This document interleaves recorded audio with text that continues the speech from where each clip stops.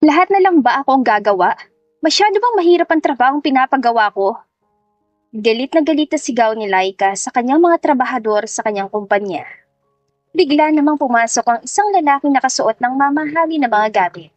Isang tingin mo lang sa lalaki ay masasabi mo nang mahilig ito sa mga materyales na bagay at mamahalin pa ang mga ito. Naglakad ito papalapit kay Laika na para bang siya ang may-ari ng kumpanya. Nakangiti ito ng malawak habang nakatingin lamang sa mga mata ni Laika. Napasinghap na lang si Laika at pilit nang nginitian ng lalaking naglalakad papalapit sa kanya. Ano na naman bang ginagawa mo dito, Mark?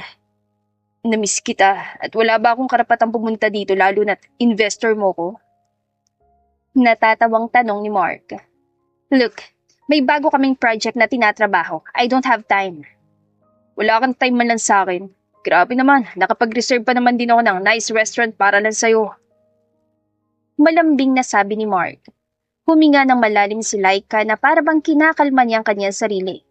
Hindi na ito nagsalita pa at pumasok siya sa kanyang opisina.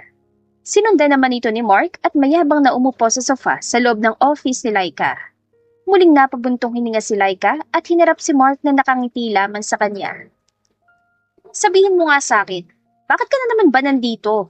Hindi porket naging investor kita sa isa sa mga business ko ay akala mo na may parte ka na dito sa kumpanya ko. Dinner, yun lang ang hinihingi ko sa'yo. Bakit bang hirap sa'yong ibigay sa akin yun? Inis na tanong ni Mark. Hindi maintindihan ni Mark kung bakit wala nang ginawa si Laika kundi itaboy siya. Kaya lang naman nag-invest si Mark sa business ni Laika ay dahil inisip nito na baka iyon ang chance niya mapalapit kay Laika, ngunit nagkakamali ito. Samantalang si Laika ay naiinis at nagsisisi na tinanggap ang investment ni Mark sa kanya. Sa lahat kasi ng ayaw ni Laika ay mga taong mayayabang dahil lamang may pera at makapangyarihan. Sa paningin ni Laika ay iniisip ni Mark na malaking utang na loob na ang pag-invest ni Mark sa kanyang business. Kahit anong pilit ng mga kaibigan ni Laika na pagbigyan si Mark sa kanyang kagustuhan na makipag-date ito kahit isang beses lamang, ay hindi rin ito gusto ni Laika dahil simula nung nawala ang kanyang anak, ay naging sarado na ang kanyang puso. Kilala si Laika bilang isang matapang at seryoso. Wala itong ginawa kundi isipin ang kanyang kumpanya. Simula naman noong nawala ang kanyang anak, ay mas lalo nitong binuhos ang kanyang atensyon sa kanyang kumpanya. Wala itong naging panahon sa mga bagay na hindi tungkol sa kanyang kumpanya at sa paghahanap sa kanyang anak. Lahat ng bagay ay meron na kay Laika. Pera, bahay, sasakyan, at pangalan. Ngunit may kulang pa rin sa kanyang puso. Ang kanyang anak na 10 taon nang nawawala. Wala pa rin bang balita? Kahit isa tungkol sa anak ko? Wala pa rin po, ma'am. Talagang hindi na rin po namin alam kung saan maghahanap. Malungkot na sabi ng isa sa mga kapulisan na may hawak ng kaso sa pagkawala ng anak ni Laika. Agad na nalungkot si Laika at nagpunta sa park. Nakaupo lamang ito sa isang swing at tahimik na pinagmamasdan ng mga batang masayang naglalaro sa kapaligiran. Hindi pumapasok si Laika tuwing Sabado dahil iyon ang kanyang ginagawa. Pupunta sa kapulisan para magtanong ng update tungkol sa kanyang anak at tatambay sa parke para pagmasdan ng mga batang naglalaro. Dahil sa paraang yun, ay nawawala ng saglitan ang kanyang kalungkutan at pagkasabik na makita ang kanyang anak. Tuwing Linggo naman ay sa loob lang ito ng bahay. Nanonood o hindi kaya magbabasa ng libro. Ilang araw ang lumipas, naging abala muli si Laika sa kanyang kumpanya at sa bagong business na kanyang binabalak simulan. Maraming meetings ang nagaganap na halos bangungutin na rin itong si Laika sa mga meetings na nangyayari. Isang araw, isa sa mga meeting ni Laika ang pinaka-nakakapagod na kanyang dinaluhan. Kahit na walang ginawa si Laika kundi umupo at makipag-usap lamang, ay napagod pa rin ito dahil sa kanyang mga investors na maraming demand para sa kontrata na nauwi sa bangayan. Malalim na napabuntong hininga si Laika habang nakasakay sa elevator. Nang naglalakad si Laika palapit sa kanyang sasakyan, ay merong batang gusgusi na lumapit sa kanya. May dala itong isang bottle spray at punas. Miss, linis po ng bintana! Mahinang alok ng bata kay Laika. Hindi na, malinis naman ang mga bintana ng aking sasakyan. Nalungkot naman ang bata at nagpaalam kay Laika. Nakaramdam naman agad ng konsensya si Laika habang pinagmamasdan ng batang lalaki naglalakad paalis. Hindi nito nakayanan na makita ang lungkot sa mukha ng bata, ngunit dahil kailangan nitong bumalik sa trabaho, ay sumakay nilang ito sa kanyang sasakyan at pilit na kinalimutan ang mukha ng batang nalungkot nung hindi pumayag. Muli naman nakita ni Laika ang bata na kinakausap lahat ng lumalabas sa elevator para alukin ng paglilinis ang bintana. Naawa na ng tuluyan si Laika kaya naman bumaba ito mula sa kanyang sasakyan at tinawag ang bata. Bakit po, miss? Nagtatakang tanong ng bata. Linisin mo na mga bintana ko. Bilisan mo ha at busy ako. Agad na lumiwanag ang mga mata ng bata at masayang tumango-tango kay Laika. Masayang pinupunasan naman ng bata ang mga bintana ni Laika. Napangiti naman si Laika dahil iniisip niya na kasing edad na sana ng batang iyon ang kanyang nawawalang anak. Napakunot noon naman si Laika na nakita niya ang balat sa noo ng bata noong hinawi ng bata ang kanyang buhok sa ulo. Naalala naman kaagad ni Laika ang kanyang anak na merong balat sa noo bago ito namola. Tumakbo palapit si Laika sa bata. Nagulat pa nga ang bata dahil sa biglang paglapit sa kanya ni Laika at hinawakan ng magkabilang braso nito. Seryosong tinignan ni Laika ang mukha ng bata at pilit na pinipigilang maluha. Kinabahan agad ang bata at napatingin muli sa mga bintana na kanyang pinunasan. Natatakot ito na baka nagasgasan niya kaya ganun ang ikinikilos ni Laika. Ilang taon ka na? Po, 10 taon na po. Naguguluhang sabi ng bata. Pwede ka bang sumama sa akin? May gusto lang akong tignan. Malalim na napatingin ng bata kay Laika. Iniisip nito kung magiging ligtas ba ito kapag siya ay sumama sa babaeng. Ngayon pa lang niya nakita. Hindi naman napigilan ni Laika ang kanyang sarili at isa-isa nang nagsibagsakan ang kanyang mga luha. Naawa naman agad ang bata na makita ang mga mata ni Laika na puno ng kalungkutan. Hindi rin maintindihan ng bata ang kanyang nararamdaman, ngunit ayaw niya makitang malungkot si Laika. Kaya naman pumayag ito sa pagsama kay Laika. Naawa kayo sa akin ng babae kaya niya ako dinala sa ospital. Nagtatakang tanong ng bata sa kanyang sarili. Wala naman akong sakit Nakangusong sabi muli ng bata. Ilang minuto nakalipas ay muling bumalik si Laika kung saan nakaupo ang bata matapos kausapin ng kanyang kakilala na doktor para magsagawa ng DNA test. Tara na. Pero wala po akong sakit. Mahinahong sabi ng bata. Ngumiti si Laika at pinaliwanag ang gagawin sa bata. Hindi na lang nito muna sinabi na baka siyang kanyang anak. Ramdam na ramdam ni Laika kahit hindi pa nito nakikita ang resulta na ang batang kasama niya ay ang nawawala niyang anak na matagal na niyang hinahanap. Tahimik at sumunod naman ang bata sa lahat ng pinagawa sa kanya ng doktor. Matapos silang dalawa sa ospital, ay napansin ni Laika na nakahawak ang bata sa kanyang tiyan, kaya ipinunta niya ito sa malapit na kainan para kumain.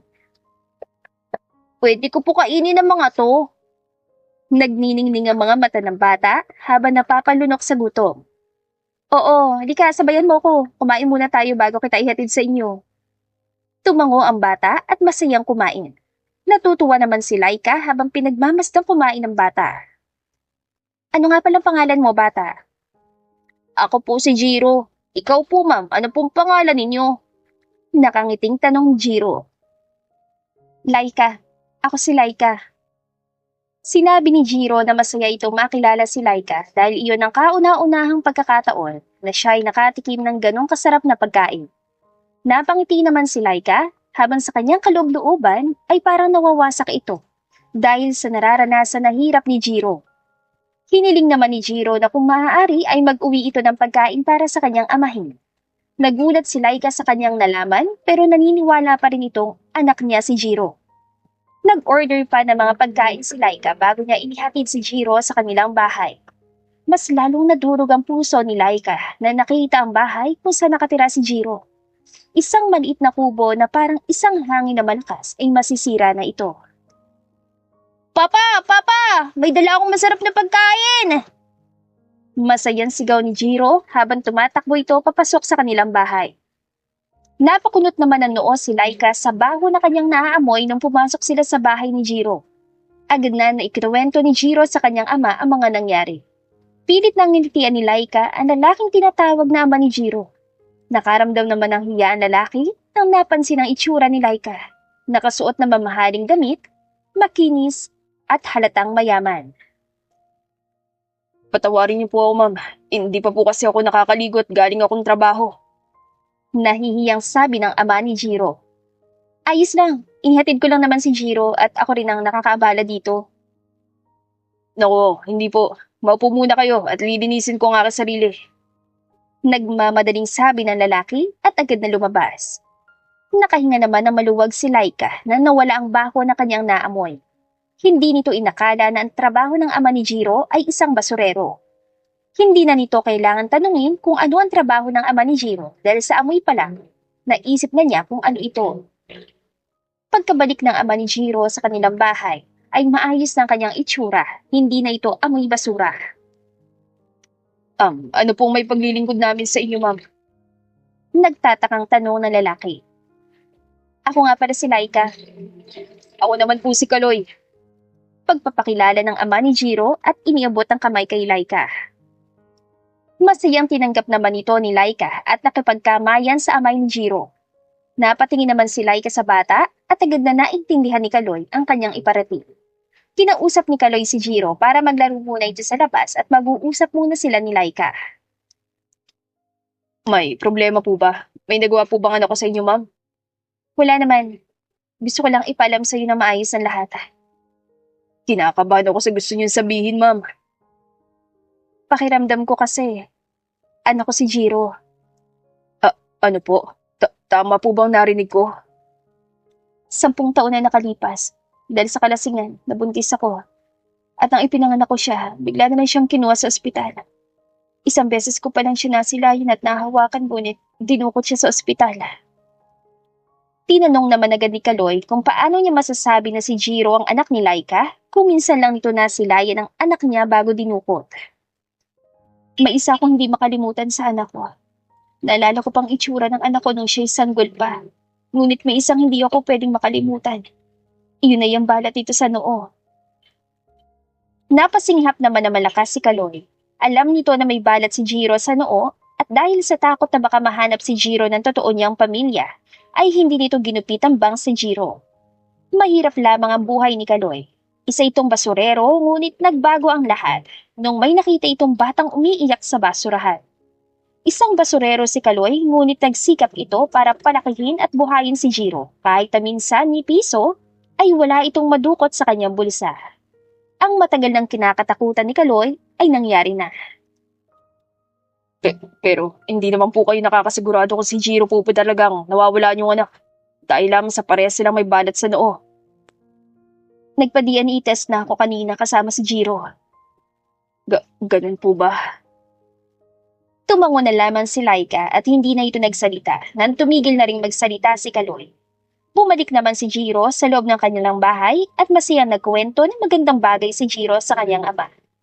Nagpaalam naman si Laika kay Jiro at Kaloy. Sa mga sumunod na araw, ay hindi magawang matulog ng maayos ni Laika dahil sa kakaisip sa kanyang anak hanggang sa nakatanggap ito ng mensahe mula sa kanyang doktor at ipinaalam na si Jiro nga ang kanyang anak. Samantalang si Kaloy naman ay hindi magawang mag-isip ng tama dahil sa kakaisip ang pagkawala ni Jiro sa kanya. Papa, ayos lang po ba kayo?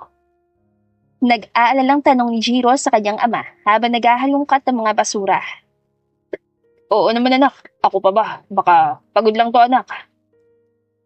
Papa, magpahinga na po muna kayo at ako na lang muna dito. Hindi ko po gusto na mawala ka sa akin. Seryosong sabi ni Jiro sa ama. Naiyak si Kaloy sa sinabi ng kanyang anak. Niyakap niya ito na mahigpit at naisip ni Kaloy ang tumakbo palayo sa isang lugar na hindi sila mahanap ni Laika. Ngunit hindi nito kayang ipagkaitang ina kay Jiro. Nag-alala naman kagad si Jiro dahil sa pag-iiyak ng kanyang ama at tinanong kung may problema pa ito. Umiling-iling na lang si Kaloy at pinunasan ng kanyang mga luha. Pilit ang initian ni Kaloy si Jiro at hinalikan sa noo. Anak, alam mo naman na mahal kita, hindi ba? Oo naman papa, ako din mahal na mahal kita. Masayang sambit ni Jiro. Natawa naman si Kaloy at muling niyakap ang anak. Hindi ko rin gustong mawala ka anak. Alam mo yun, di ba? Tumango-tango si Jiro at niyakap pabalik ang ama. Isang linggong walang balita si Kaloy mula kay Laika, ngunit araw-araw itong minumulto ng takot na dumating na ang araw na malayo ang anak niya sa kanya. Nang natanggap ni Laika ang resulta na si Jiro ang anak niyang matagal niya nang hinahanap, hindi na nagsayang ng oras si Laika at hinanap si Jiro. Walang tao sa kanilang bahay kaya naman nagpunta si Laika sa parking lot kung saan niya una nakita si Jiro at doon niya natagpuan ang bata. Miss, ngayon lang na ulit kita nakita. Gusto niyo po ba magpalinis ng salamin ulit? Masayang tanong ni Jiro. Umiyak si Laika at niyakap na mahigpit ang kanyang anak. Niyakap naman ito ng pabalik ni Jiro habang iniisip na lagi na lang umiiyak si Laika sa tuwing nakikita niya ito. Niyayang kumain ni Laika si Jiro at naghahanap ng buwelo para sabihin kay Jiro na siya nga ang kanyang ina. Nang nakahanap na ng lakas ng loob si Laika, ay sinabi na ito kaagad ang katotohanan sa bata na naging dahilan ng pagkagulat ni Jiro. Kayo po ang mama ko? Hindi makapaniwalang tanong ni Jiro. Lumuluhan tumango si Laika kay Jiro. Ilang minuto nakalipas, ngunit hindi nakapagsalita si Jiro. Nakatitig lamang ito sa kanyang pagkain. May problema ba, anak? Kukunin niyo po ba ako? Naiiyak na tanong ni Jiro. Oo naman, anak. Gusto kitang makasama. Ilang taon kitang hinanap at huwag kang mag-alala, hindi ko nahayaang magkalayo ulit tayo. Ayoko. Huwag mo kong kunin. Malakas sa sigaw ni Jiro at tumakbo ito palayo kay Laika. Hinabol naman ito ni Laika. Hindi alam kung bakit naging gano'n na lang ang reaksyon ng bata. Hindi iyon ang inaasahan ni Laika na mangyari. Iniisip na lang nito na galit sa kanya ang bata dahil iniisip niyang inabando na siya ni Laika kahit ang totoo ay kinuha siya sa kanya ng hindi niya kilalang tao. Nang hindi na mahanap ni Laika si Jiro ay nagpunta ito sa kanilang bahay kung saan sila tumitira ni Kaloy. Pagdating ni Laika ay nakita niya na umiiyak si Jiro habang yakap-yakap ang kanyang ama. Nang nakita ito ni Kaloy ay agad niyang pinapasok sa loob si Jiro at naglakad papalapit kay Laika. Bakit niya ako tinakbuhan? Ayaw niya ba sa akin na mama niya? Sa tingin ko, hindi yan ang dahilan dahil alam ko matagal niya nang hinahanap ang pangangalaga ng isang ina. Pero bakit ganun? Baka nabigla lang ang bata. Antayin na lang muna natin siyang kumalma bago mo siya kausapin ulit. Tumango naman si Laika. Nakaupo lang ito sa labas ng kanilang bahay habang inaantay na mapakalma ni Kaloy si Jiro.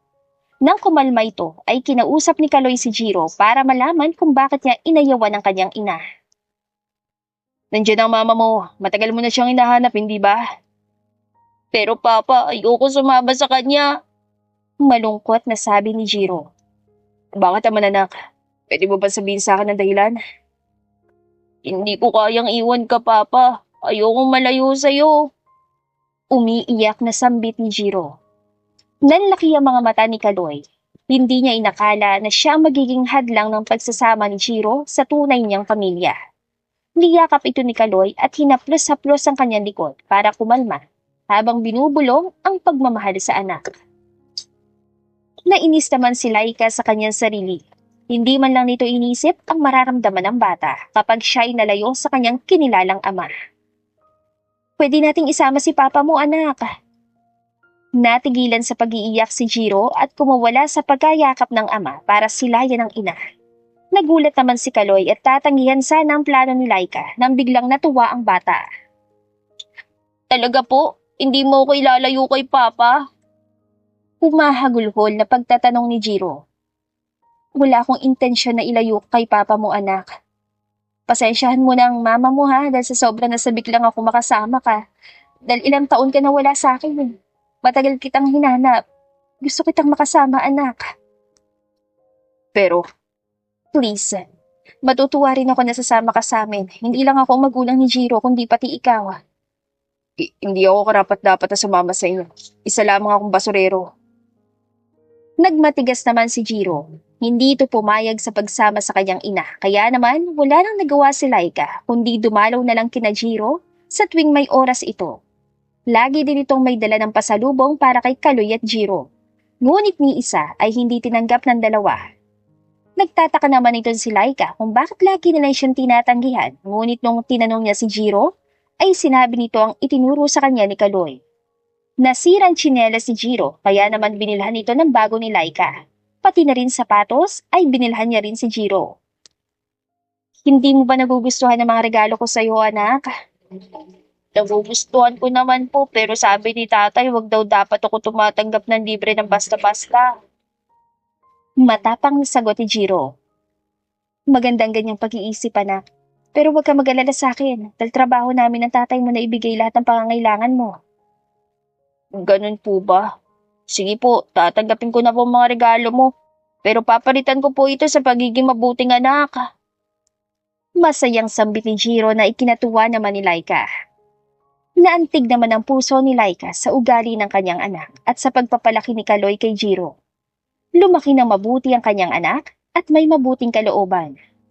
Nang tumagal si Laika sa pagdadalaw kina Jiro, sa kanilang bahay ay napapansin ni Laika na sa tuwing uuwi si Kaloy, ay hindi na ito amoy basurero.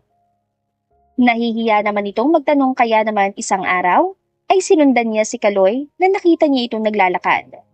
Nakita ni Laika na isang kargador na pala itong si Kaloy sa pier. Sa pagmamasid ni Laika, nakita niya ang pagiging matapang at sipag ni Kaloy at ang mabait niyang ngiti sa mga tao. Kaya naman pala lumaki na maayos ang anak ko. Mabuting tao ang kumupkup sa kanya. Bilib na bulong ni Laika sa kanyang isipan. Pagka-uwi ni Kaloy galing trabaho, laking gulat nito na nakita naghuhugas ng pinggan si Laika. Dali-dali itong pumasok at inako ang paghuhugas. Tumanggi naman si Laika at ipinagpatuloy ang kanyang paghuhugas. Hindi ka na sana nagabala pa. Pagod ka sa trabaho. Lagi ako nandito kaya kahit man lang maghugas ay gawin ko na bilang pasasalamat ko sa'yo dahil hinahayaan mo kong tumambay dito. Wala yun. Gusto ko lang makapiling ni Jiro ang kanyang ina. Nakita nga pala kita kanina. Sa pier ka na pala nagtatrabaho? May nagalok sa akin kaya tinanggap ko na. Ayokong pumunta ka rito tapos nakakaamoy ka ng basura. Sinabi naman ni Laika na walang problema sa kanya yon. Pero agad na sinabi ni Kaloy na sa kanya may problema. Kaya kahit walang problema kay Laika, ayaw niya pa rin makaamoy ng mabaho si Laika. Parang hinahaplos ang puso ni Laika. Kung tratuhin kasi ito ni Kaloy, ay para siyang mamahaling vase na babasagin kung alagaan siya. Wala na rin ginawa si Kaloy kundi isipin ang nararamdaman at kalagayan. Hindi katulad ni Kaloy ang mga lalaking nakilala o nakasanayan ni Laika. Ibang-iba si Kaloy sa mga lalaking yon. Kinabukasan, matapos ni Laika sa kanyang opisina, ay dumiretso ito kaagad kina Kaloy. Napansin naman ni Kaloy ang paika-ika na paglalakad ni Laika. Nakita niya sugat sa mga likod ng kanyang paa dahil sa heels ni Laika. Nagpaalam naman saglit si Kaloy na umalis at hindi sinabi kung saan pumunta. Nagugutom ka na ba? Antay lang natin saglit ang tatay mo para makakain na tayo. Babalik din po agad yun. Baka po pauwi na rin. Hindi po yun umuwi ng late lalo na't alam niyang may nag-aantay sa kanya. Nakangiting sabi ni Jiro. Napangiti rin naman si Laika sa anak. Katulad nga rin na sinabi ni Jiro ay pauwi na rin si Kaloy dahil ilang minuto lang ang nakalipas ay nakarating na rin kaagad si Kaloy. Saan ka galing?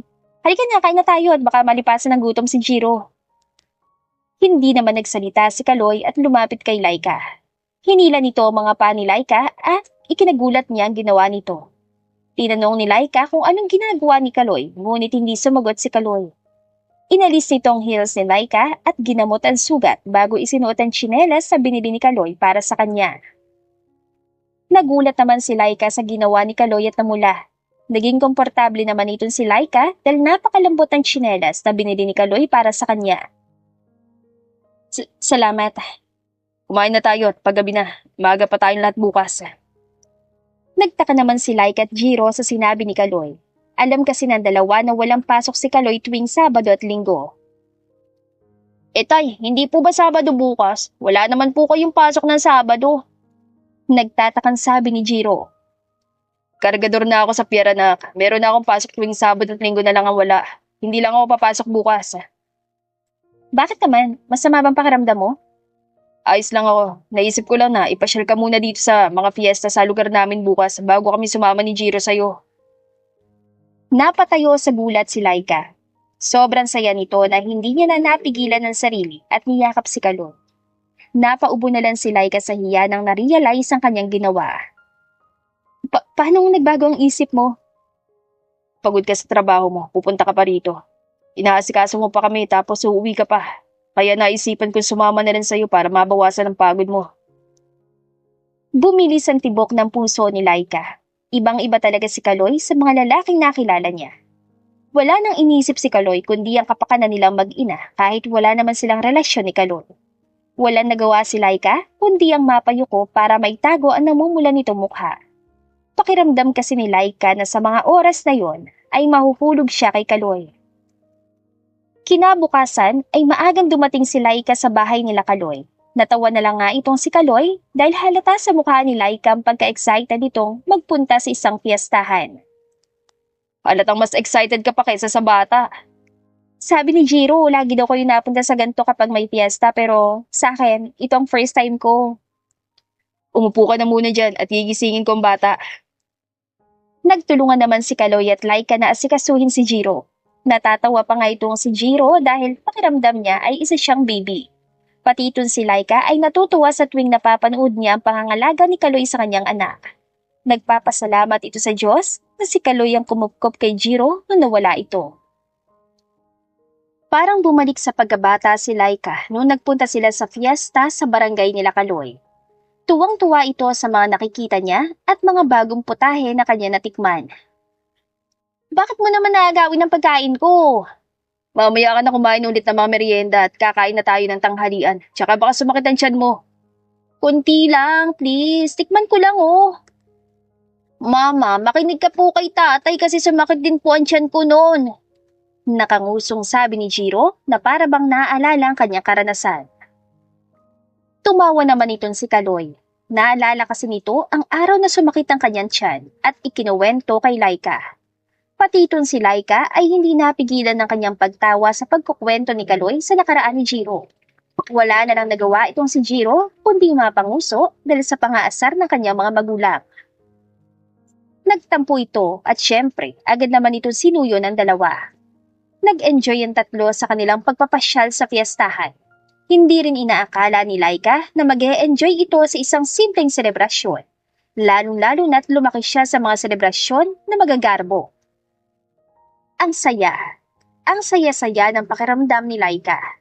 Hindi nito alam kung dahil nahanap na niya ang kanyang anak kaya nagagawa ng mag-move forward ni Laika sa buhay. O di dahil ginagawang magaan lahat ni Kaloy, kaya nagagawa niyang maging masaya. Pero sa huli, wala nang ibang inisip si Laika kundi ang pagiging thankful nito dahil napapaligiran siya ng mga taong mahal niya. Sa pag-iisip na gano'n ni Laika ay doon niya natuluyang natanggap ang kanyang nararamdaman kay Kaloy. Hindi ko inaasahan na ang humble ng tirahan mo. Mag-isa ko lang sa buhay to bago ko pa kayo nakilala. Gagawin ko sa malaking bahay, di ba? Maglaro ng tagu-taguan mag-isa. Loko. Ilan ang tauhan mo? 3 lang, tagalinis at luto, huli ang driver ko. Ipinakilala naman ni Laika sina Kaloy at Jiro sa 3 tauhan niya sa kanyang bahay. Magarbo ang bahay ni Laika, ngunit hindi ito katulad ng bahay ng ibang mayayaman na ubod sa laki at lawak. Hindi rin kasi mahilig si Laika sa mga bagay-bagay na hindi naman niya magagamit sa pang-araw-araw. Sa ugaling nakilala ni Kaloy na iyon kay Laika ay hindi nito mapigilan ang mapabilib. Mama, talaga po bang kwarto ko to? Lahat po dito sa akin.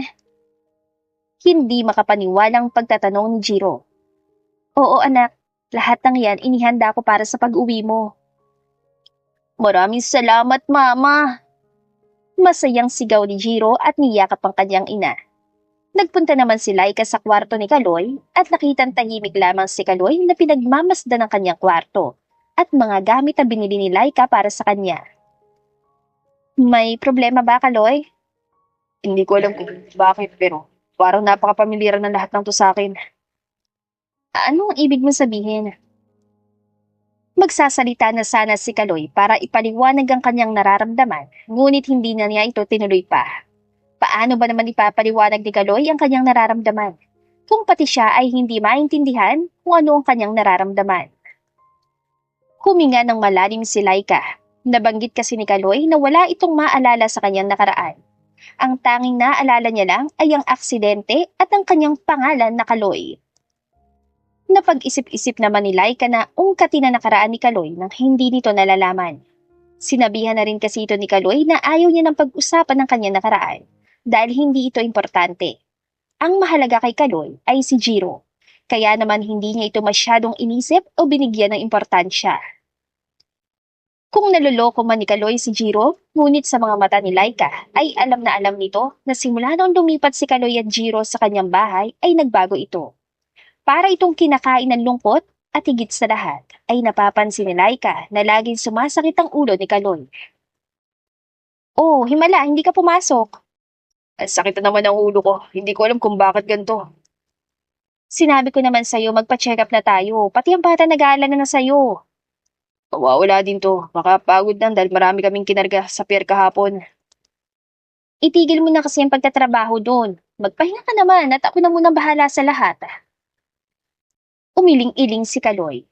Ayaw kasi nitong maging palamunin ni Laika. Noong unang mga araw ni Laika ay natutuwa ito tuwing pinagluluto siya ni Kaloy dahil magaling itong magluto. Pero nung tumagal ay nalaman ni Laika na lahat pala na kanilang kinakain ay galing sa sahod ni Kaloy. Sinabihan naman ni Laika si Kaloy na huwag itong mag-abala sa pagbili ng pagkain. Ngunit ipinilit ni Kaloy na kahit sa pagkain nila ay siya ang bahala. Masaya si Laika na nakasama niyang kanyang anak at lalong-lalo na si Kaloy. Kapag mayroon kasi si Kaloy, ang pakiramdam ni Laika ay walang magiging problema. Dati-rati kapag pagod si Laika ay hindi ito pwedeng tumigil sa pagtatrabaho. Ngunit ngayon, kahit magkasakit na si Laika, alam niyang meron si Kaloy na bahala sa kanila. Never nitong naramdaman ng ganong bagay sa mga naging maniligaw ni Laika. Habang tumatagal na nagsasama ang dalawa sa iisang bubong, ay mas lalong lumalalim ang pagmamahal ni Laika kay Kaloy. Kahit isang information tungkol sa kanya wala. Wala po talaga, ma'am. Para po siyang hindi nag-e-exist. Naguguluhang sabi ng investigador na kinuha ni Laika para alamin ang nangyari kay Kaloy. Napaisip naman si Laika dahil ang mga taong kayang gawin lang na itago ang impormasyon tungkol sa kanila ay ang mga makakapangyarihan sa syudad at mayayaman. Dahil naisip ni Laika na may kakaibang nangyari sa nakaraan ni Kaloy, ay mas lalo nitong sinabihan ng investigador na maghanap pa ng impormasyon gamit lahat ng kanyang makakaya. Sinubukan din namang kausapin ni Laika si Kaloy para kahit konting impormasyon ay makuha niya. Pero sa tuwing susubukan ni Kaloy na mag-isip ng tungkol sa kanya, ay sumasakit ang kanyang ulo. Hindi na nakayanan ni Laika ang kanyang pag-alala, kaya naman pinilit itong magpa-check up si Kaloy.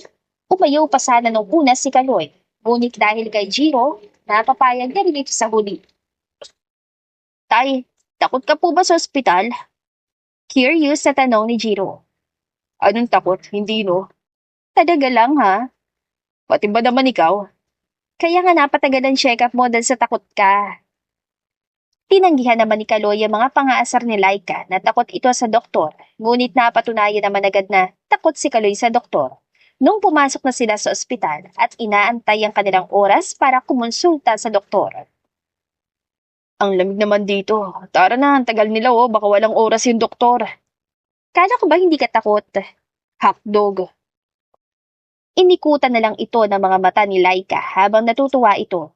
Sino ba naman ang hindi matutuwa kung mas matapang pa si Jiro kaysa kay Kaloy na matanda na? Nahihilo ako sa lamig dito. Labas muna ako magpaaraw. May jacket ako dito. Wag na. Mas maganda kapag natural. Baka naman takot ka lang kasi. Napanguso naman si Kaloy at muling tinanggi ang kanyang takot sa doktor. Hindi na lang ito pinansin ni Laika kahit anong sabihin ni Kaloy. Hindi niya akalain na ang matapang at makisig na si Kaloy ay takot sa isang doktor. Nang lumabas ang doktor para batiin sila, ay umatras na si Kaloy at aalis sa sana nang napigilan ito sa tanong ni Jiro. Tay, saan ka pupunta? Seryosong tanong ni Jiro. Napakunot noon na lang si Kaloy dahil alam niyang wala na siyang takas. Nagpa-check up na lang ito katulad ng gusto ni Laika. Doon ay nalaman nilang may malaking tama sa kanyang ulo na napatanong ang doktor kung naaksidente ba si Kaloy. Sinabi naman ni Kaloy na oo at simula noon wala na siyang maalala. Inamin din naman ni Kaloy ang kakaibang sakit na bigla-bigla niyang mararamdaman sa kanyang ulo. Minsan po, sobrang kirot, hindi ko magawang gumalaw. Inaantay ko mawala ang pagkirot bago ako makakalaw muli ng maayos. Napasinghap naman si Laika. Ngayon, naiintindihan na niya kung bakit para nagmumukhang nanghihina si Kaloy at may mga oras itong nakita niya nakatayo ito sa kusina habang nakapikit. Dok, ano po bang dapat gawin? Kailangan po bang makonfine ni Kaloy? Nagtanong-tanong pa ang doktor bago sinagot ang mga katanungan ni Laika at Kaloy. Doon, nalaman nilang may epekto ang bagong kapaligiran ni Kaloy sa pagsakit ng ulo ni Kaloy. Hinala ko ay ang paglipat mo sa bagong bayan naging trigger sa mga memorya mo sa nakaraan. Sa ngayon, mas magandang huwag mong i-stress ang sarili mo at huwag pilitin na isipin ang iyong nakaraan. Seryosong sabi ng doktor. Tumango naman si Kaloy at Laika. Pagka-uwi ay kinausap ni Laika si Kaloy na kung maaari na tumigil muna siya sa trabaho. Sa totoo niyan, gusto sana kitang kausapin. Bakit? Tungkol saan? May iba ka pa bang nararamdaman? Sa bahay muna ako maninirahan hanggang hindi pa ako okay. Napatayo sa pagkakaupo si Laika. Agad naman niyan sinabi na ayaw niyang umalis si Kaloy at mas mapapanatag ang kanyang loob kung kasama niya ito sa bahay niya. Huwag kang mag-alala, ayoko naman maging palamunin dito. Kaloy, paano ka magiging palamunin may sakit ka? Kailangan mo ng pahinga. Bakit ba ganyan na lang ang pag-alala mo sa akin? Isa lang naman akong binata na hindi mo kaano-ano. Dahil ba, sa kinupkup ko si Jiro? Hindi, syempre hindi. Nagpapasalamat ako sa iyo sa pagkupkup mo at pag-aalaga mo sa anak ko na maayos. Habang buhay kong pagpapasalamat yun. Pero hindi lang dahil doon kaya ako nag-aalala ng ganito. Dahil masasaktan si Jiro kung may mangyayari sa akin. Kasi mahal kita, Kaloy. Mahal kita. Natigilan si Kaloy. Hindi nito alam ang kanyang nararamdaman. Alam niya sa sarili niyang mahal niya rin si Laika, ngunit hindi nito magawang magsaya dahil sa kanyang kalagayan. Hindi nito kilala ang kanyang sarili, wala itong maalala sa kanyang pagkatao. Bakit? Hindi dapat nangyari to. Bakit? Masama bang mahalin ka? Hindi mo ako kilala, Laika. Hindi ko nga kilala ang sarili ko. Paano kung dati akong kriminal na nakalaya sa kulungan o di kaya masama akong tao? Mamahalin mo pa ba ako? Hindi importante ang nakaraan mo, Kaloy, dahil para sa akin, kahit ano pa man ang iyong nakaraan, ikaw pa rin yan eh. Ikaw pa rin si Kaloy. Bumilis ang tibok ng puso ni Kaloy. Sa pagtanggap ni Laika sa kanya ng buong puso, ay bigla na lang kumalma ang kanyang damdamin at isip na gulong-gulo na sa kanyang buhay. Pero paano kung... Mahinang bulong ni Kaloy. Hindi naman natuloy ni Kaloy ang kanyang sinabi nang biglang hinalikan ito ni Laika sa kanyang labi. Naluhanan si Kaloy at niyakap si Laika. Naisip ni Kaloy sa mga oras na iyon na tama nga si Laika. Kung ano man ang kanyang nakaraan ay hindi na importante. Ang mahalaga ay ang kanyang hinaharap. Hinaharap na kasama si Laika at si Jiro. Hindi na importante ang dating buhay ni Kaloy dahil sa mga oras na iyon ay ang kanyang buhay ay para na sa kanyang anak na si Jiro at sa kanyang iniibig na si Laika. Sabay nating haharapin ang lahat ng nakaraan mo kung babalik man ito sa'yo. Haharapin natin ang lahat bilang isang pamilya, Kaloy. Natatakot lang ako sa hindi ko alam na bagay. Lalo na kung ako mismo yun. Alam ko, pero sana isipin mo na hindi ka nag-iisa. Kasama mo kami ni Jiro sa buhay mo. Katulad ng pinag-usapan nila Kaloy at Laika, tumigil na muna sa pagtatrabaho si Kaloy. Bumabawi na lang itong si Kaloy sa pag-aasikaso kay Jiro at kay Laika. Gumana naman ang pakiramdam ni Kaloy. Nakakapagpahinga na rin kasi ito ng maayos at madalang na ring sumasakit ang kanyang ulo. Ang hindi na lang mabago-bago ay ang mga panaginip ni Kaloy na hindi niya alam kung totoo o hindi. Pakiramdam kasi ni Kaloy sa tuwing nagigising ito dahil sa kanyang panaginip ay buhay na buhay pa rin ang kanyang napanaginipan. Isang araw, ang kasiyahan na nararamdaman ni Laika sa pagbalik ng kanyang anak at ang lumalalim na pag-iibigan nila Kaloy at Laika. Sa kabila ng katahimikan at kasiyahan, ay hindi pa rin nawawala ang pangungulit ni Mark kay Laika sa kanyang opisina. Nandito ka na naman, wala ka bang sariling kumpanya na dapat bantayan?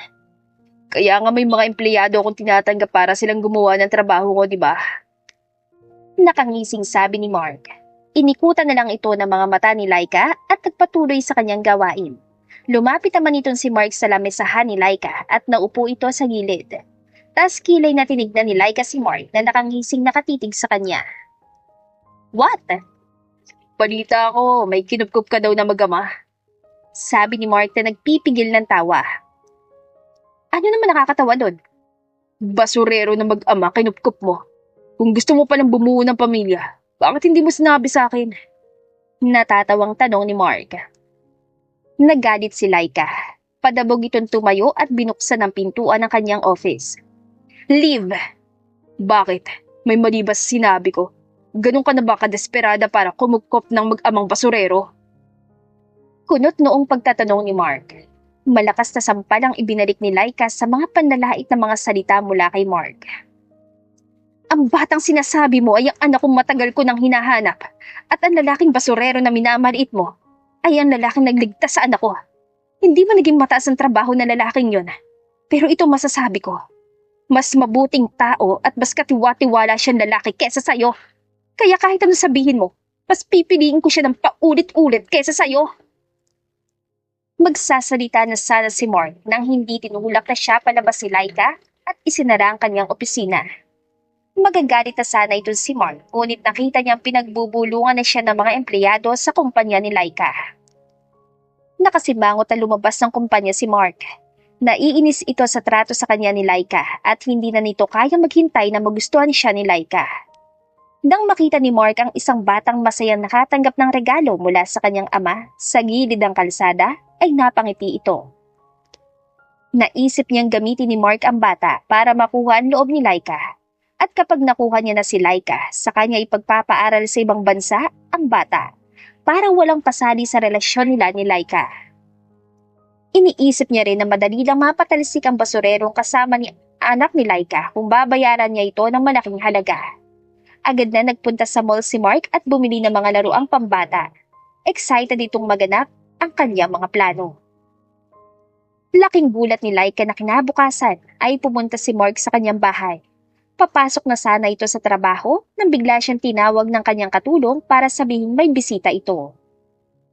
Kunot noong napatingin si Laika kay Mark na nakangiti ng malawak sa kanya habang may mga daladalang paper bag. Anong ginagawa mo dito? Don't be so mad. Andito ako para bumawi sa pagkakamali ko kahapon. I'm sorry, okay? Malambing na sabi ni Mark. Kinabahan naman si Laika. Pakiramdam niya ay hindi dapat makita ni Mark si Kaloy. Mas lalong hindi dapat malaman ni Mark na may relasyon si Laika at Kaloy. Pakiramdam kasi nito ay magkakaroon ng gulo o gagawa ng gulo si Mark na ikapapahamak ni Kaloy. Pagkababa ni Laika ay agad nitong pinapaalis si Mark pero nagmatigas si Mark at humingi ng tawad kay Laika ng paulit-ulit. Nagising naman itong si Jiro at agad na tumakbo papunta sa kanyang ina para batiin ito. Nang nakita ni Mark ang bata, ay agad itong nginitian at binigyan ng mga laruan. Wow, sa akin po ba to? Masayang tanong ni Jiro. Yes, kid. Sa'yo lahat yan. Nakangiting sabi ni Mark. Anak, this is Tito Mark, katrabaho ni Mama. Nakaramdam naman ang inis si Mark nang ipinaklala siya ng katrabaho lamang ni Laika, ngunit pilit pa rin itong nginitian ng bata. Sa sobrang saya naman ni Jiro ay pumunta ito kay Kaloy para ipakita ang kanyang mga laruan. Natuwa naman itong si Kaloy at na-curious kung sino ang bisita. Naglalakad pa lang ito palapit kina Laika at sa lalaking nakatalikod ay iba na ang kanyang pakiramdam. Nainis din ito na nakitang hinawi na lalaki ang buhok ni Laika kung saan hinampas naman ni Laika ang kamay ng lalaki. Nang nagtamang paningin ni Laika at Kaloy, ay agad na tinulak ni Laika palayo si Mark sa kanya at lumapit kay Kaloy. Mark, ito nga pala nagdigtas ng buhay ng aking anak. Kaloy, ito nga pala si Mark, katrabaho ko. Paglingon ni Mark ay natulala ito na nakita si Kaloy. Binati naman ni Kaloy si Laika sa paghalik sa kanyang pisngi. Kabadong-kabado na napatingin si Laika kay Mark dahil alam niyang gagawa ito ng gulo dahil sa paghalik sa kanya ni Kaloy sa pisngi. Ngunit laking gulat nito nang nakita niya nakatayo lamang si Mark at nakatitig kay Kaloy. Para ito nakakita ng multo. Nagtaka naman si Laika kaya naman napatingin din ito kay Kaloy. Nang hinarap na ni Kaloy si Mark ay biglang sumakit ang kanyang ulo. Napahiyaw si Kaloy ng sobrang lakas dahil sa sobrang sakit ng kanyang ulo. Napapikit na rin ang mga mata ni Kaloy sa kanyang pagpikit ay isa-isang imahe ang bumalik sa kanyang isipan. Para ba itong isang pelikula na tungkol sa kanyang buhay? Hindi na nakayanan ni Kaloy ang sakit at nahimatay na rin ito. Samantalang si Laika na napuno ng takot ay walang tigil sa pagsisigaw para humingi ng tulong. Pati ang mga tauhan ni Laika ay nagpapanik na dahil sa biglaang pagsisigaw ni Kaloy sa kanya. Mark, ano ba? Kailangan namin ng tulong! Mas lalo nagpanik si Laika nang nakita niya nag-nosebleed si Kaloy. Kahit punong-puno ng takot at kaba si Mark, ay binuhat ni Mark si Kaloy papasok sa kanyang kotse. Hindi mapakali si Mark habang inaantay na matapos sa mga doktor na tignan ang kalagayan ni Kaloy. Si Laika naman ay pilit na pinipigilan ng kanyang mga luha na tumulo. Pilit din itong magpalakas dahil walang tigil ang pag-iyak ng kanyang anak na si Jiro. Sobrang nagtataka na ito si Laika habang pinagmamasdan si Mark na palakad-lakad sa harap ng emergency room.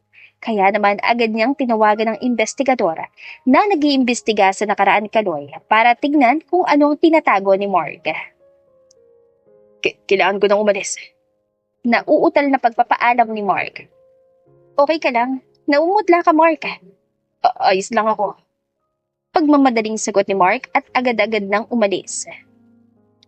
Pagkaalis ni Mark sa ospital, ay agad itong tinawagan ng kanyang tauhan. Galit na galit itong nagsisigaw sa kanyang kausap hanggang sa nakapasok na siya sa kanyang kotse. Ang tanga-tanga mo. Paanong patay ng kapatid ko kung nakita ko siya ngayon mismo? Napapalpak mong magtrabaho talaga. Galit na pagsisigaw ni Mark sa kanyang tauhan.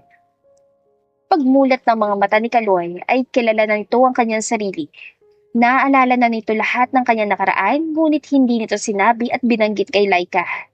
Tuwang-tuwa naman si Laika at nagising na rin si Kaloy matapos ng isang araw. Sabi ng doktor ay kailangan nitong mamahinga ng 2 linggo dahil delikado ang kanyang lagay. Nakahinga naman ang maluwag si Laika nang sinabing gano'n na mangyayari sa tuwing may maaalala si Kaloy. May naalala ka na ba sa nakaraan mo? Wala. Hindi ko alam, sa totoo lang. Baka hindi ganun ka-importante kaya hindi ko masabi. Nalilito pa ako. It's okay. Huwag mo nang isipin at baka sumakit muli ang iyong ulo. Oo nga pala. Sino yung bisita natin ulit kanina? Si Mark. Naging investor ko siya sa isa sa mga proyekto ko pero hindi na ako tinigilan. Pinipilit niya magpakasal kami. Pero lagi ko siyang tinataboy, okay? Wala na mamagitan sa amin. Hindi naman ako nagdududa. Nagtatanong lang naman ako. Natawa rin naman si Laika. Matapos ang 2 linggo ay bumalik na sa dating kalagayan at lakas si Kaloy. Nagulat nga itong si Laika dahil biglang nagbago ang pananamit ni Kaloy. Nawala ang pagiging simple sa kanya. Pati kung paano kumilos at magsalita si Kaloy ay nagbago. Pakiramdam ni Laika ay nakikipag-usap ito sa kapwa niya negosyante. Hindi naman nagbago ang pakikitungo at paano tratuhin ni Kaloy si Laika at Jiro. Nagbago man ang ibang bagay kay Kaloy, ngunit lagi niyang sinisigurado kina Laika at Jiro na siya pa rin si Kaloy na kanilang nakilala. Sa mga sumunod na araw ay naging abala si Kaloy sa paghahanap ng ebidensya laban sa kanyang kapatid, kay Mark. Si Mark ay ang ampon sa kanilang pamilya. Isa siyang batang laging kalaro ni Kaloy. Dahil sa pagiging malapit nilang dalawa, ay napalapit na rin itong si Mark sa magulang ni Kaloy, kaya naman inampon ito. Masaya ang buhay nila Kaloy at Mark na lumaki bilang isang magkapatid, ngunit lahat ay nagbago noong nagkasakit ang ama ni Kaloy. Sa pagkamatay ng ama ni Kaloy, iniwan niya lahat ng ama ni Kaloy ang mga pag-aari nito sa kanya, at tanging isang resort lamang ang ipinamana kay Mark. Hindi iyon nagawang tanggapin ni Mark at gusto niyang manahin ng kalahati sa lahat ng pag-aari ng kanilang ama. Dahil doon ay nasirang relasyon ni Kaloy at Mark. Lahat na ba ng pag-aari ni Papa na ipangalan na sa akin, ma? Mahinahong tanong ni Mark sa ina nila ni Kaloy. Anak, alam mo naman na nakasulat sa will ng iyong ama. Hanggang hindi kayo nagkakaanak ni kuya mo ay hindi may papasa ang pangalan sa inyo. Kung nandito pa sana ang iyong kuya, di sana hindi ka nahihirapan sa mga negosyo natin. Malambing at malungkot na sabi ng ina nila Kaloy at Mark. Niyakap naman ni Mark ang kanyang ina. Napakagatlabi ito sa inis dahil saan naman ito pupulot na magiging mag-ina niya. Marami na itong babaeng nahawakan, ngunit kahit isa sa kanila ay hindi siya nabigyan ng anak. Hanggang sa nagpatingin sa doktor si Mark. Nalaman na lang ni Mark na siya ay isang baog. Nagiging desperado na si Mark kaya naman pumunta ito sa abogado ng kanyang ama para maghanap ng ibang solusyon. Para makuha ng tuluyan lahat ng mana, lalong-lalo na ngayon na nagbalik na ang kanyang kuya. Saan ka pupunta? Sabado ngayon hindi ba tayo lalabas? Pasensya na, may kailangan akong gawin ngayon. Lagi ka na lang may lakad. Nagtatrabaho ka na ba ulit? Nakakatakot naman ang madam ko. Wala akong ginagawa na ikagagalit mo, okay? May inaasikaso lang talaga ako. Napanguso na lang si Laika, ngunit agad itong napalitan ng ngiti nang hinalikan nito ni Kaloy sa kanyang labi. Matapos maalala lahat ni Kaloy ang kanyang nakaraan, nagkaroon din ito ng lakas ng loob na iparamdam kay Laika ang kanyang nararamdaman. Tuwang-tuwa naman itong si Laika dahil pakiramdam niya may patutunguhan na rin sa wakas ang kanilang relasyon ni Kaloy. Napayakap naman si Laika sa leeg ni Kaloy at nakangiting tinitigan ito. Patuloy naman itong si Kaloy sa pagpapaulan ng mga matatamis na halik sa mukha ni Laika. Mukhang hindi ako makakalabas Bakit kasi lalabas ka pa? Natuwa naman si Kaloy sa paglalambing ni Laika, lalong-lalo na noong kumindat ito sa kanya. Hinalikan muli ni Laika si Kaloy na mas lalong ikinatuwa ni Kaloy. Hindi naman napigilan ni Kaloy ang kanyang sarili at mas lalong pinalalim ang halikan nila Kaloy at Laika. at hindi na nga ako lalabas.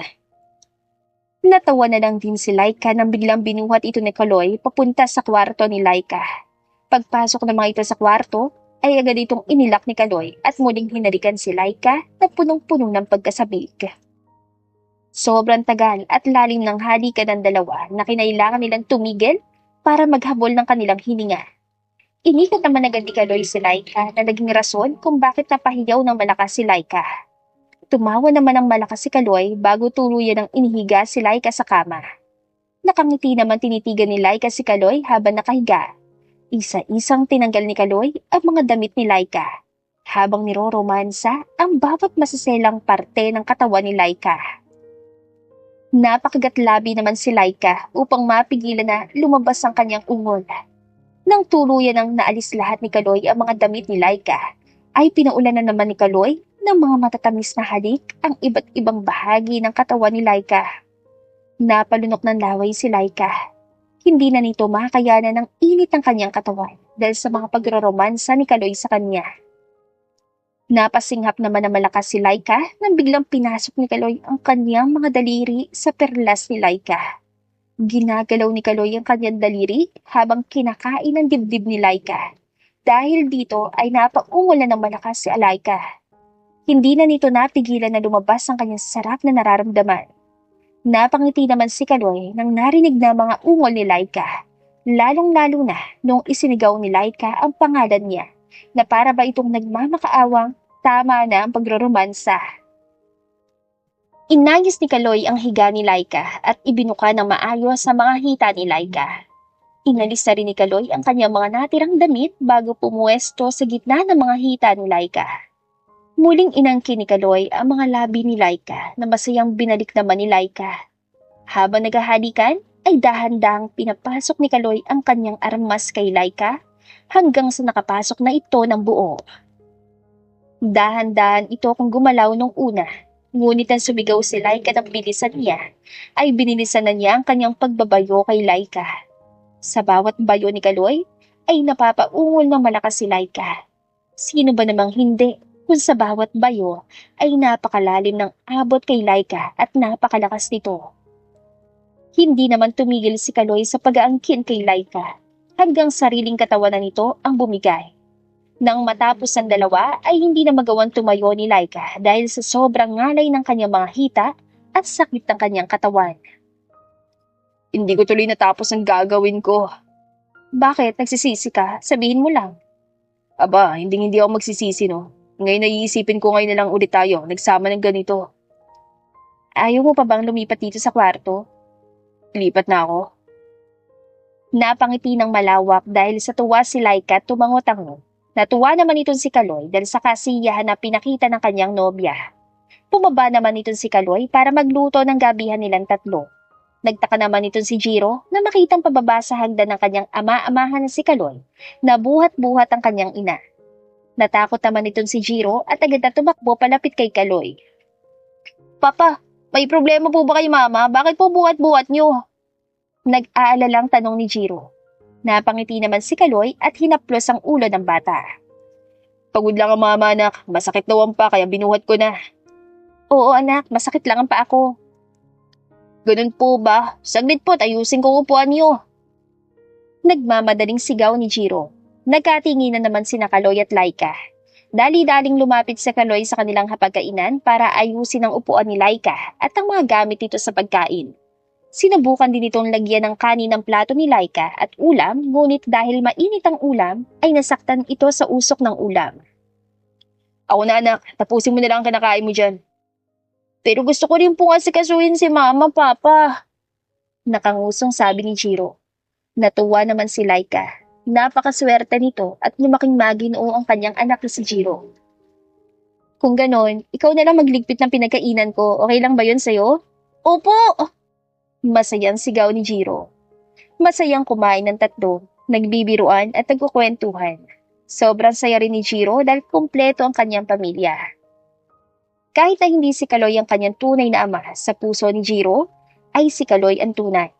Kahit anong mangyari ay patuloy na ipagdadasal ni Jiro na habang buhay sila magkakasamang tatlo. Kinabukasan ay maaga nagising si Kaloy para bumili ng mga kailangan sa iluluto niyang breakfast silang tatlo nila Laika. Pagkalabas nito sa grocery ay nandilim na lang ang reaksyon ni Kaloy nang nakita si Mark sa gilid ng kotse ni Laika na kanyang ginamit. Anong ginagawa mo dito, Sir Mark? Stop with the act, kuya. Sa pag-iba pa lang ang reaksyon mo kanina nung nakita mo ako, alam ko nang bumalik na lahat ng alaala mo. Nakangising sabi ni Mark. Tapos, anong kailangan mo? Susubukan mo na naman ba akong patayin?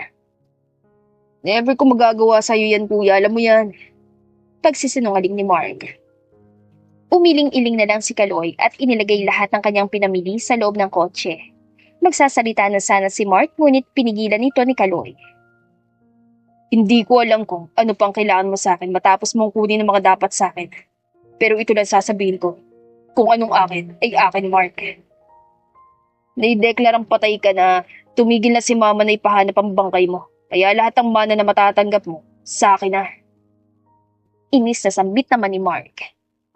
Mark, kahit anong gawin mo, hindi ka parte ng pamilya namin. Panigurado kapag nalaman ni Mama lahat ang pinagagagawa mo, lalo na sa akin. Hindi siya magdadalawang isip na itakwil kang ampon ka. Hindi magawang magsalita ni Mark. Napanggat-labi na lang ito dahil sa sobrang inis. Pumasok na sa loob ng kotse si Kaloy at aalis na sana nang biglang sumigaw si Mark. Magkita tayo sa lugar kung saan tayo lagi nagkikita para mag-usap. Galit na sambit ni Mark ngunit hindi ito pinansin ni Kaloy at nagpatuloy sa pagmamaneho paalis. Hindi na alam ni Mark kung ano ang dapat niyang gawin. Masyado ng delikado kung basta-basta pa siyang gagawa na masama kay Kaloy.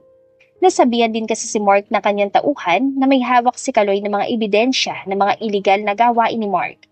Kung gagawa man na masama si Mark kay Kaloy, ay kailangan niyang masiguradong ikamamatay niya na ito talaga. Pag-uwi ni Kaloy ay nakita niya nagtitimpla na ng kape si Laika sa kusina. Niyakap niya naman ito mula likod at hinalikan sa ulo. Kumusta ang pakiramdam mo? Masakit pa rin ang balakang ko. Kakaiba ka, wala kang preno. Ginusto mo yun eh. Umiling-iling na lang si Laika. Ipinagluto naman agad ni Kaloy si Laika ng umagahan kasama na rin si Jiro. Matapos ng kanilang umaga at magpahatid kay Kaloy sa mag-ina, ay balak nitong makipagkita sa matalik na tauhan ni Kaloy nung siya ay nasa puder pa lamang ng kanyang mayamang pamilya. Ito kasi ang naghahanap ng mga ebidensya laban kay Mark. Samantalang si Laika ay nakangiting naglalakad papunta sa kanyang opisina. Simula noong dinalaw siya ni Mark sa kanyang bahay, ay hindi na niya muling nakita si Mark. Hindi na rin ito nagpaparamdam sa kanya, kaya naman ang gaan-gaan na ng loob nito sa pagpasok sa kanyang kumpanya. Natigil na lang sa paglalakad si Laika nang biglang tumawag ang investigador ni Laika. Ma'am, si Kaloy at Mark ay magkapatid. Inampun po ng magulang ni Kaloy si Mark nung bata pa lamang ito at nung namatay ang ama ni Kaloy, ay iniwan lahat ng mana kay Kaloy. Nagalit po itong si Mark at nilagyan ng bomba ang kotse ni Kaloy. Kaya po biglang sumabog ang kotse ni Kaloy, ngunit hindi po nahanap ang kanyang bangkay. Lumipas po ng 6 na buwan, saka po nadeklarang patay na si Kaloy ng kanyang ina. Sunod-sunod na sabi ng investigador ni Laika. Dahil sa sobrang gulat, nahulog ni Laika ang kanyang cellphone. Ngayon, alam na niya kung bakit gano'n na lang ang naging reaksyon ni Mark nung nakita niya si Kaloy at naiintindihan na rin ni Laika na sa dinami-daming nakasalamuhan ni Kaloy na tao, bakit kay Mark pa nag-trigger ang sakit ng ulo ni Kaloy. Bumilis ang tibok ng puso ni Laika na para bang sigurado itong may masamang mangyayari. Agad-agad itong pinulot ang kanyang cellphone at tumakbo palapas ng kanyang kumpanya para magpara ng taxi pa uwi. Samantalang si Kaloy naman ay nag-aayos ng sarili dahil lalabas ito para kitain ng kanyang tauhan para kunin ang mga ebidensya dito. Hindi na lang nito alam na ni Mark na halos lahat ng tungkol sa kanyang kamalian ay nakakuha na ng ebidensya si Kaloy, lalong-lalo na ang kanyang balak na pagpatay kay Kaloy. Kailangan na lang ni Kaloy na kunin ang mga ebidensya sa kanyang tauhan at ipunta sa presinto. Balak kasi nito na pagkatapos ng lahat ay magpo-propose ito kay Laika. Kaloy! Kaloy! Natigil naman sa pag-ayos si Kaloy nang narinig ang desperadang pagtawag sa kanya ni Laika. Nag-alala naman kaagad ito at tumakbo pababa. May problema ba? Okay ka lang? Wala ba nangyari? Ano ba nangyayari? Bakit parang namumutla ka? Si... Hindi na naituloy ni Laika ang kanyang sasabihin nang biglang may tumawag na unknown number kay Kaloy. Pagkasagot nito ay nakarinig ito ng babaeng humihingi ng tulong. Nanlaki ang mga mata ni Kaloy nang biglang nagsalita si Mark. Kung ayaw mo may mangyari kay Mama, magkita tayo sa lugar kung saan tayo una nagkakilala. Seryosong sabi ni Mark. Nanlalaki ang mga mata ni Kaloy na napatingin kay Laika. May iwan ka na muna dito at may kailangan ng puntahan. Hindi na hinayaan ni Kaloy na magsalita si Laika at tumakbo paalis. Sa panginginig pa lang ng mga boses ni Kaloy ay alam na ni Laika na may hindi magandang mangyayari. Agad nitong kinuha ang susi na sasakyan para sundan si Kaloy na napakabilis magmaneho. Sa kalsadang papunta sa lugar kung saan sila una nagkita ni Mark at Kaloy, ay may kalsadang madalang lang ang mga sasakyan kung dumaan. Doon ay nakatago nag-aantay si Mark na dumaan ng kotse ni Kaloy. Nakasakay ito sa isang truck na balak niyang ibangga sa sinasakayang kotse ni Kaloy. Sinubukan tawagan ni Kaloy ang numero na ginamit ni Mark at mabuti na lang sinagot niya ito. Ano, pupunta ka ba? Para alam ko kung ipapadala kong bangkay ni Mama sa'yo o hindi. Pananakot ni Mark. Walang hiya ka, Mark. Kinupkup ka ng mga magulang ko at yan ang gagawin mo sa babaeng tumayong ina mo. Wala akong pakialam. Sa una pa lang, binigay mo ng kalahati ng yaman ni Papa sa akin. Di hindi mangyayari ang lahat ng to. Di sana buong pamilya ng anak mo na lumaki. Tumatawang pagsisigaw ni Mark. Anong ibig mo sabihin? Hindi mo pa ba alam? Ang babaeng nabuntis mo dahil sa sobrang kalasingan ay si Laika. Nakalimutan mo na ba? Pinahanap mong babaeng naka one night stand mo. Naalala ko mukha niya pero hindi ko sinabi sa'yo, ngunit nakita ko siya sa ospital na nagpa-check up. Dahil buntis.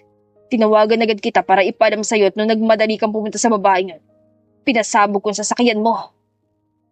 Malakas sa sigaw ni Mark sa kabilang linya. Nanginginig ang mga kamay ni Kaloy habang hawak-hawak ang kanyang manibela. Biglang may mga imahe nagsisibalikan sa isipan ni Kaloy. Hindi magawang mag-isip na maayos ni Kaloy dahil sa pagbalik ng iba niyang memorya. At nung nanganak ang babaeng yun, pinapatay ko ang anak mo. Hindi ko nga lang alam kung bakit bumalik yung batang yun sa poder ni Laika. Nagtatakang dagdag naman ni Mark. Hindi makayanan ni Kaloy lahat ng mga memorya niyang bumabalik, lalong-lalo na nang naidagdag ng mag-ina na sina Jiro at Laika, ay kanyang mag-ina talaga. Para sa pera, gagawin mo lahat ng to. Kung hindi ka sana sangkot sa mga illegal na bagay, edi sana pumayag akong maghati tayo sa mana ni Papa. Okay lang kuya, dahil lahat naman Papa sa akin pa rin. Nakangiting sabi ni Mark. Ibinabana ni Mark ang tawag at sinimulang ipaandar ang truck. Nakita na niya malapit ang kotse ni Kaloy, kaya naman pinaandar niya na mabilis ang truck. Ngunit nang patama na ito sa sasakyan ni Kaloy, ay may sasakyang bumangga sa truck na gamit ni Mark. Bago pa sumabog ang truck, ay lumabas si Mark at tumakbo habang inaakalang si Kaloy ang kanyang nakabungguan.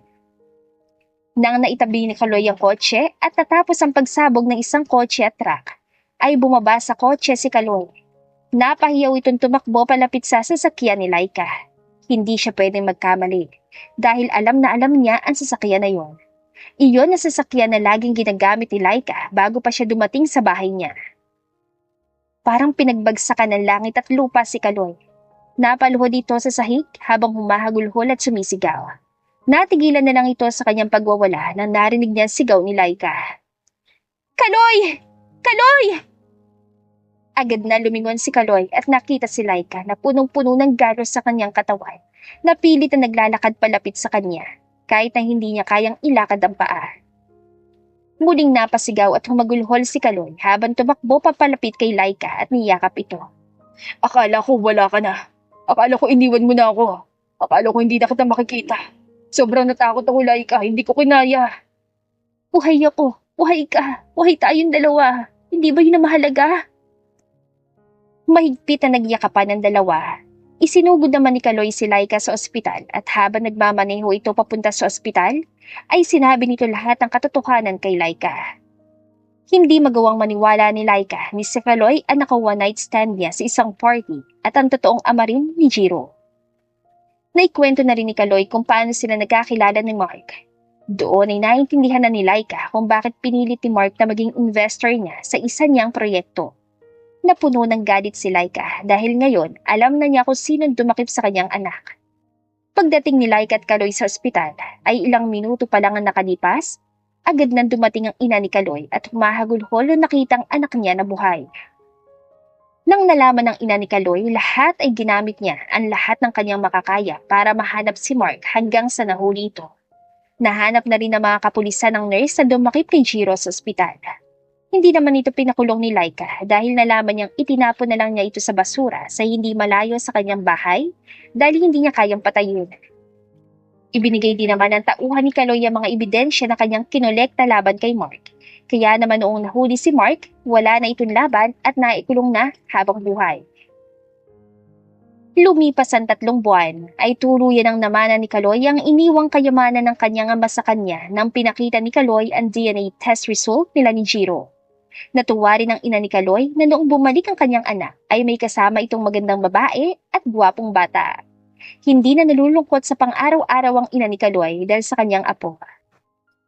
Kahit nakakulong na si Mark ay dinalaw pa rin na matanda si Mark sa kulungan bilang ina nito. Hindi rin kasi nito may tatanggi na mahal niya rin si Mark katulad sa pagmamahal niya kay Kaloy. Dahan-dahan lang. Sabi kasi sa'yo, buhati na lang kita eh. Ano ka ba, Kaloy? 3 buwan na nakalipas, magaling na ang paa ko. At saka bakit ba may blindfold ka pa kasing nalalaman? Eh para surprise nga. Umiling-iling na lang si Laika at hinayaan na gabayan siya ni Kaloy. Pagkadis ng blindfold ni Laika ay napasingap ito dahil sa nakita niya. Isang romantic scene ang bumungad kay Laika na may banner na nagsasabing, "Will you marry me?" Nang humarap ito kay Kaloy, ay nakita niya itong nakaluhod at may hawak-hawak na singsing. Napaiyak si Laika. Humagulhol ito sa pag-iiyak at tumango. "Yes, I do. Pakakasalan kita, Kaloy." At dito na po nagtatapos ang ating kwentong pag-ibig. Maraming salamat po sa pakikinig. To God be the highest glory. Hanggang sa muli. Paalam! Lahat na lang ba ako